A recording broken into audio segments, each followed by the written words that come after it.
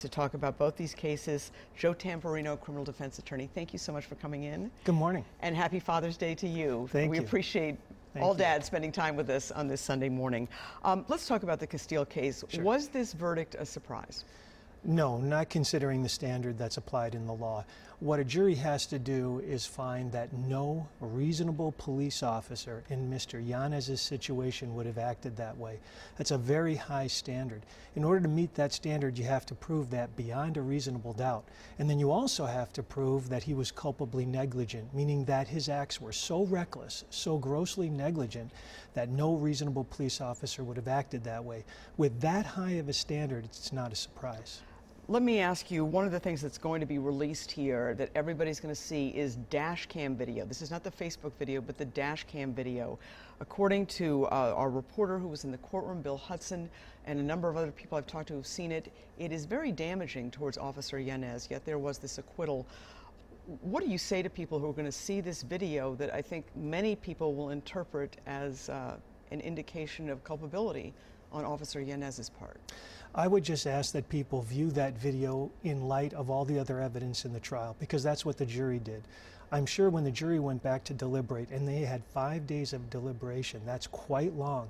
What they did was they took that piece of evidence and viewed it in light of all of the other evidence, testimony, forensic evidence, whatever there was. So based on that, they decided still not guilty. So I would just ask that you have to take it from the juror's perspective when they looked at the entire case.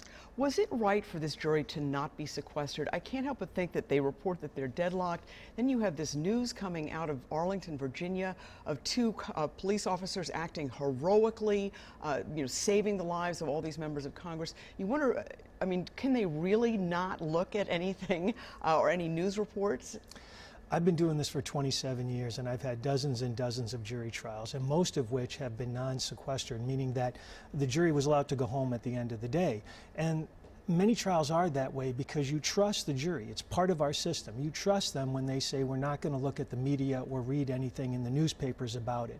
Now, we live in the real world, of course. You walk around a corner, you're going to see someone's tablet or iPhone or something there.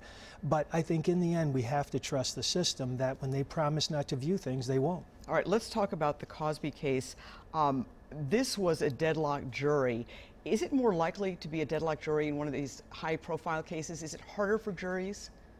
I think it is, because a few things with the Cosby case. One is, this case seemed to have rested on Mr. Cosby's prior bad behavior. I mean, the prosecutor wanted to bring in 13 other witnesses to say, look, he's done the same thing in the past. And the judge ruled that only one would come in. The case that he was actually being tried for had a lot of holes in it. I mean, the defense was able to poke a lot of holes. How many times she called Mr. Cosby afterwards, so on and so forth. And when you have a high-profile case plus a celebrity, you also get the additional factor, which is the jury sometimes will think, well, why are they doing this? Do they want money in the end? Is it because of celebrity? It's a whole different ballgame. And they're going to retry it. Whose advantage is that? And when they retry cases, are there often actual verdicts that come out? Yes, I think for the most part the advantage goes to the defense in a retrial, and here's why. The defense will have seen the entire prosecutor's case. It's like a dress rehearsal, and so the next time that they go to trial, they'll know everything the prosecutor's going to do, because the defense doesn't have a burden.